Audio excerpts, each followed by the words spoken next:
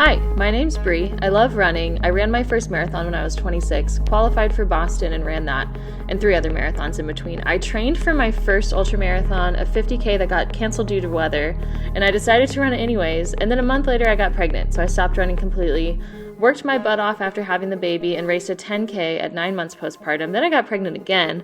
However, this second pregnancy, I was determined to maintain my fitness, or at least to do my best. And after having my baby girl, I've been working towards this new goal, finally running an official 50K, which happens in 3 weeks. I've been vlogging my training, sharing the ups and downs, so here's another week training for my first ultramarathon, 3 weeks out from the race.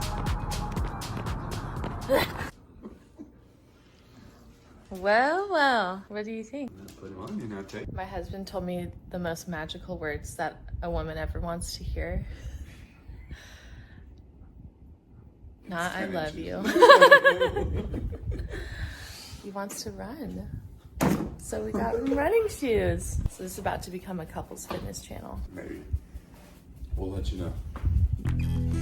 Fun. Happy Thursday. Just on a little jaunt, 45 minutes in, and I think we're going to be going a little over 4. So everything's feeling good today. Very happy about that. All right, just finished 5 miles. The baby's awake and happy, and I have an easy run tomorrow, and then the 25 on Saturday. So it's exciting, and I can't wait. Actually, I'm excited. I like these big runs. I'm looking forward to it. So see you tomorrow. Good morning.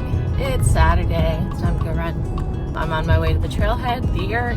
There is nobody on the road, not a single person, which is pretty cool. It's 5:05. Should get there about 5:30 and get this thing going. Ooh, the moon looks cool.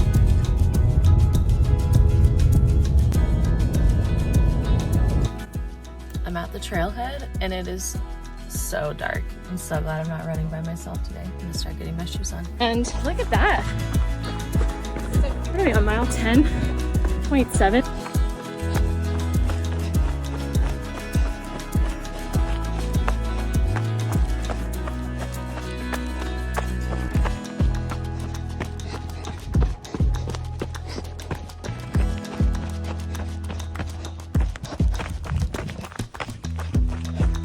Look at that. So cool. Hey. So I did record like a little TikTok. Don't be mad at me. I'm done with the 20. We didn't end up doing 25. I kind of have been previewing that this whole week. Like I kind of knew 25 is just a little too much. And I think that some people could do 25 for training. You know what? I'm gonna do this when I get home. Hey. So I am now pulling into my home. So now going inside, being mom. The run was awesome. It went by so fast. It was really good. And yeah, I have another little easy run tomorrow. So we'll go and do that. I need to eat, shower. I'm so tired. Wow, I look really tired. Check in with you guys in a little bit. Well. I have showered. My son is napping. My husband's picking people up from the airport. So look at me with my quiet time in the afternoon. Sure would be a good time to take a nap. But I thought instead I'll do a little recap of how training has been, because otherwise this video is gonna have nothing. There's gonna be no content because I barely filmed today. And someone is picking up, I'm getting a double jogging stroller and selling my single. So that's exciting, but that might be happening in like a minute. So this video might get... Wow, I look really tired. What if I change the lighting though? I look even worse. I look so shiny. I also can hear my son screaming, so I might go get him. All right, so hello. So instead of doing this inside amongst the chaos of my kids, I decided let's go into the garage amongst all of our junk and trash. So let's walk through how my training went for this cycle, because I'm heading into taper. And I haven't finished the race, so I can't fully guarantee that I'll finish, but I do know that I'm gonna be showing up to the start line, God willing, in a couple weeks. So a couple things as I was looking through this. There's some cool data points in here. This is all like, I am one singular data point. You know what I mean? Like, you might have a different experience than me. This is not science and research. This is just my experience, because it's literally just me as the data point, which is not good for the R value. Anyways, so when I'm looking at my training, a couple things, I was poking around in my Garmin, and I'm gonna put the chart here if I can. So I was poking around and I noticed my heart rate data from when I was pregnant till postpartum until now. My heart rate up and up during pregnancy, and then peaked when I put my watch back on in my postpartum period, and then slowly has been creeping back down. So my resting heart rate is somewhere between high 40s, mid 40s, depending on the day and how recovered I am. That is interesting. Another thing to note, let's see, can you see my, what, Sean, I'm in the garage. Shawnee, hang on. My son wants an oatmeal bar, hold up. Okay, so looking at my Strava data from the past 2 years, my fitness. So if you take a look, I basically trained for a fast 10K when I was newly postpartum with my son. So my fitness slowly went up, reached a peak of about 66, I guess is like their number, and got pregnant. Suddenly it went like this. Ran a half marathon at 22 weeks pregnant. Fitness was around a 45 at that point, and then it just slowly falls down to a 4 in March. And then I started back up again, and here we are. I guess technically I peaked a couple weeks ago at 85, but this week I'm at an 82. So I am more fit right now than I was after my pregnancy around the same time with my first kid. So that's cool. I got it back earlier, which is kind of my intention with running through pregnancy.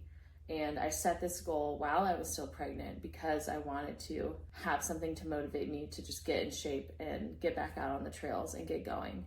So this is actually really cool. The other thing I want to point out is if you actually look at my weekly mileage, I did not have a ton of weekly mileage over 40.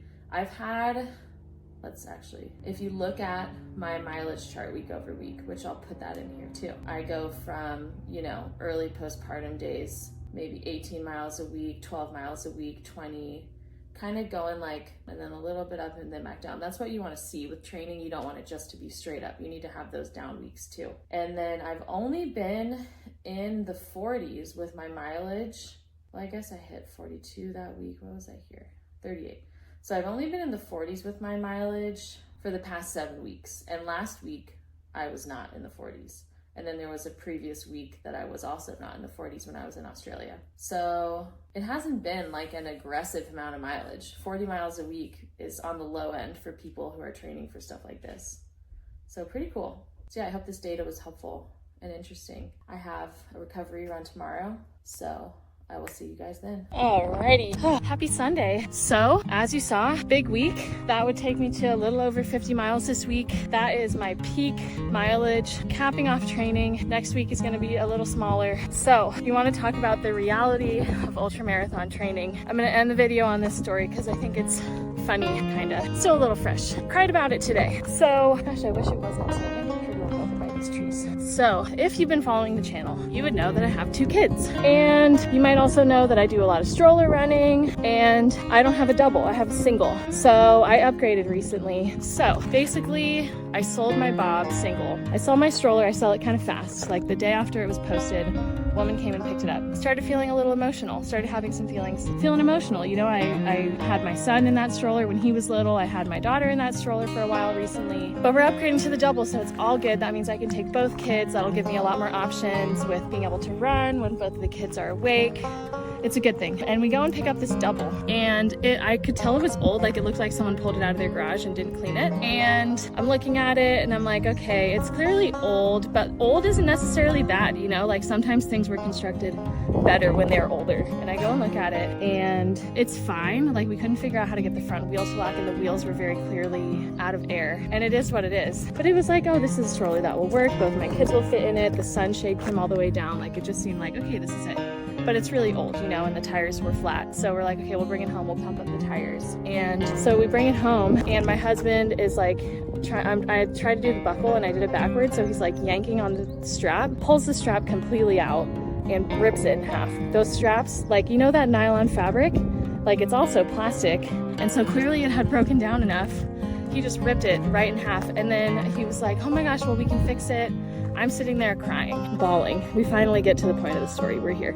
I am bawling my eyes out because I sold my single stroller and I feel emotionally attached to it. And this is the reality of ultramarathon training that no one's gonna tell you about, is like these amounts of miles are very emotionally taxing. Like my body is recovering not just physically, but also mentally right now and emotionally. So I knew that it made no sense why I was crying, but I couldn't help it. And I felt so emotional over this stroller strap breaking. And then of course he goes outside and he yanks on another one and another one breaks. Like the stroller is just so old. Long story short, the people I bought it from are letting me return it, which is cool. Because Facebook Marketplace, you kind of never know what you're gonna get. I'm gonna shower, go return the stroller, and it was a lot, but I'm glad I made it through. Feeling real good about race day and my fitness right now. And yeah, 3 weeks away. Don't forget to like and subscribe because it's gonna be a good couple of weeks. All right, see you on the next one.